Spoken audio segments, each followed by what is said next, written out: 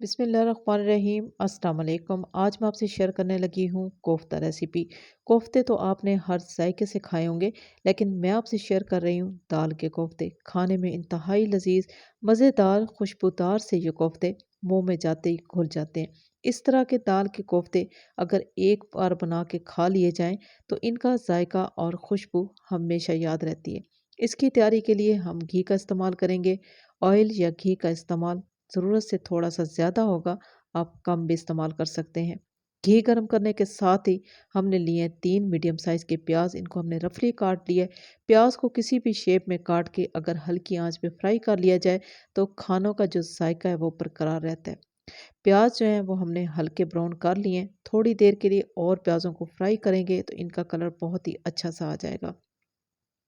प्याज जो है बहुत ही अच्छे से फ्राई हो चुके हैं, बस यही कलर हमें चाहिए। अब हम सबसे पहले चूल्हे को ऑफ कर देंगे ताकि प्याज का जो कलर है वो ज़्यादा ब्राउन ना हो।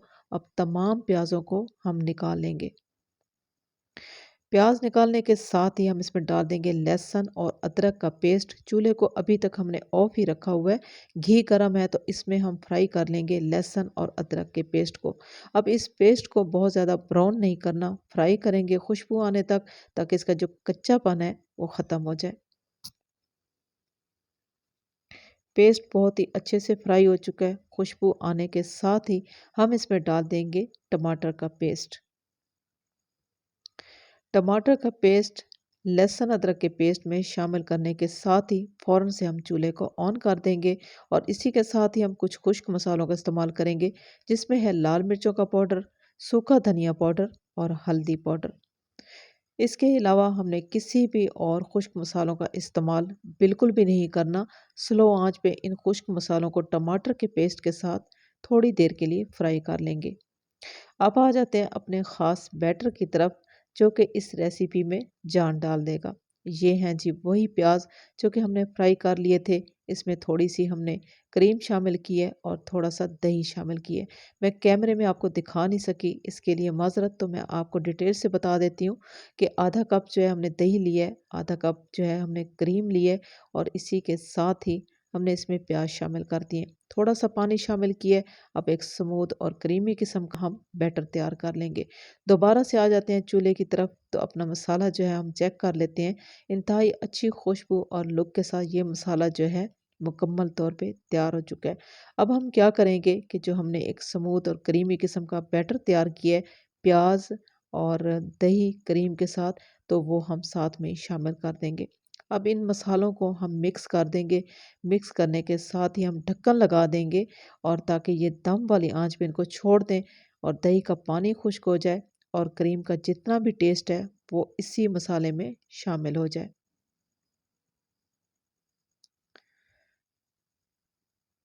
ढक्कन हमने लगा दिए, आँच को बिल्कुल दम वाली आँच पे हमने इस मसाले को छोड़ दिए। अभी आ जाते हैं अपने कोफ्ते की तरफ, तो इसके लिए हमने मूँग की दाल और चने की दाल जो है बराबर मिक़दार में ली है। नीम गर्म पानी में हमने थोड़ी-सी हल्दी और नमक डाल के 3 से 4 घंटे के लिए दाल को भिगो के रख दिया था। इसके बाद 4 से 5 मरतबा दाल को मैंने अच्छे से वॉश कर लिया है। अब आ जाते हैं कुंडी की तरफ, तो इसमें हम तमाम मसाले और जो दाल है इसको हम कूट लेंगे। मिक्सी का इस्तेमाल भी कर सकते हैं और जार का इस्तेमाल भी कर सकते हैं, लेकिन अगर हम दाल को कुंडी में कूट लेंगे तो इसमें जो हम मसाले शामिल करेंगे उनका जो जायका और खुशबू है या शोरबे का जो जायका है वो बहुत ही निखर के आएगा। तो इसमें हरी मिर्ची हमने थोड़ी सी ली हैं, साथ ही हम डालने लगे हैं एक मैंने बड़ा सा प्याज लिया था, इसका पानी जो है मैंने ख़त्म कर दिया है और प्याज़ों को पीस लिया। साथ ही लाल मिर्चों का पाउडर है, सूखा धनिया साबुत हमने शामिल किया है, साथ ही अजवाइन है और अजवाइन के साथ सौंफ है। सौंफ के साथ ही हम इसमें शामिल करने लगे हैं ज़ीरा, कलौंजी और इसके बाद जो है हम लेंगे नमक हस्बे ज़रूरत। थोड़ा-सा नमक शामिल करेंगे, बाकी जो नमक है वो हम जो है मसाले में शामिल करेंगे। थोड़ी-सी मेहनत के साथ ही ये जो ज़बरदस्त किस्म के हैं हमारे दाल के जो कोफ्ते हैं वो तैयार हो जाएँगे। दाल को हमने तमाम मसालों के साथ ही अच्छे से कोट लिया है। थोड़ा-सा टाइम लगा है, मेहनत लगी है, लेकिन हमने कोट लिया है। इसी के साथ ही हम इसमें डालने लगे हैं 2 चम्मच भर के बेसन और बेसन शामिल करने के साथ ही दोबारा से फिर जो है हम इस मसाले को बेसन से मिक्स कर देंगे। इसके बाद इस तमाम मसाले को हम एक बाउल में निकाल लेंगे और 1 घंटे के लिए हम फ्रीज़र में रख देंगे। इससे क्या होगा कि ये बैटर जो है ठंडा हो जाएगा और थोड़ा-सा थिक हो जाएगा, तो तब जो है ये कोफ्ते जो हैं हम बहुत ही आसानी के साथ बना लेंगे।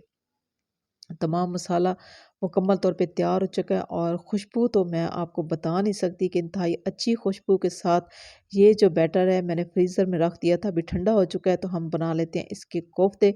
तमाम बैटर के इसी तरह हम छोटे-छोटे कोफ्ते बना लेंगे और इसकी जो लुक है वो मैं आपको दिखा देती हूँ। इसके बाद इन कोफ्तों को हम स्लो आँच पे फ्राई कर लेंगे, तेज़ आँच पे फ्राई बिल्कुल भी नहीं करना, स्लो आँच पे ही फ्राई करना है। इनका जो कलर है बहुत ही जल्दी से ब्राउन हो जाता है, इसलिए आँच को हम स्लो रखेंगे और स्लो आँच पे ही हम इनको फ्राई करेंगे। इनके जो कच्चापन है दाल का, वो हमने ख़त्म करना है। कच्चेपन के ख़त्म करने के साथ ही जो इसका शोरबा तैयार होगा या मसाला तैयार होगा, तभी ये बहुत ही ज़बरदस्त किस्म का तैयार होगा। अभी जो है हम पलट देते हैं ताकि इनका जो कलर है एक जैसा ही आ जाए। थोड़ी-थोड़ी देर के लिए इसी तरह हम मिक्स करते रहेंगे और इनको हिलाते रहेंगे। अब हम क्या करेंगे कि ढक्कन लगाएँगे थोड़ी देर के लिए ताकि ये अंदर तक जो है पक जाएँ और इनका कच्चापन मुकम्मल तौर पे ख़त्म हो जाए। दाल के कोफ्ते मुकम्मल तौर पे फ्राई हो चुके हैं। आप इनका कलर देख सकते हो कि इंतहाई खूबसूरत कलर के साथ ही ये कोफ्ते तैयार हो चुके हैं। और इधर आप देख सकते हैं कि मसाला जो कि हमने करीमी इस्तेमाल किया था, इसी मसाले में वो भी खुश्क हो चुका है और इसका कलर भी बहुत ही खूबसूरती से आ चुका है। अब हम क्या करेंगे, ये कोफ्ते जो हैं शामिल कर देंगे इसी मसाले में और 1 से 2 मिनट के लिए इसी मसाले में हम कोफ्ते जो हैं थोड़ी देर के लिए रोस्ट करेंगे। आलू का इस्तेमाल भी कर सकते हैं। आलू का इस्तेमाल अगर इन कोफ्तों में किया जाए तो इससे भी बहुत ही ज़बरदस्त किस्म का टेस्ट आ जाता है।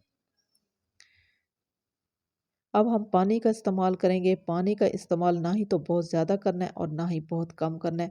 बस मुनासिब हमने पानी का इस्तेमाल करना है क्योंकि हमने दम वाली आँच पे इन कोफ्तों को तकरीबन आधे घंटे के लिए छोड़ देना है ताकि ये कोफ्ते जो हैं वो सॉफ्ट हो जाएँ और अंदर तक गल जाएँ। क्योंकि हमने कच्ची दाल का इस्तेमाल किया है, इसी के साथ ही हमने हरी मिर्चों का इस्तेमाल किया है। अब हम ढक्कन लगाने लगे हैं और दम वाली आँच पे आधे घंटे के लिए हमने छोड़ दिया था। आधे घंटे के बाद आपको चेक करा देते हैं कि ये मसाला जो है किस कदर ज़बरदस्त किस्म का तैयार हुआ है। आप यकीन करें कि इंतहाई अच्छी खुशबू के साथ ये ज़बरदस्त किस्म का मसाला जो है, कोफ्ता मसाला बिल्कुल तैयार हो चुका है। और ये इतने ज़ायकेदार और इतने टेस्टी होते हैं कि आपका मन चाहेगा कि आप अपनी फैमिली के लिए बार-बार बनाएँ और अपने ख़ास मेहमानों के लिए भी ये तैयार करें। डिश आउट करके मैं आपको दिखा देती हूँ। आप ज़रा इसकी लुक देख लें और ये कोफ्ते देख लें कि किस कदर ये खूबसूरत नज़र आ रहे हैं, तो ये खाने में किस कदर लज़ीज़ होंगे। आसान और सादा सी रेसिपी आसान तरीके से मैंने आपसे शेयर की है। आपको अगर अच्छी लगी हो तो मेरी आपसे रिक्वेस्ट है कि आप मेरे चैनल को सब्सक्राइब कर लें, मेरी वीडियो को लाइक और शेयर ज़रूर कर दें। इसी मुकम्मल सी रेसिपी के साथ मैं आपसे इजाज़त चाहूँगी। अल्लाह हाफ़िज़।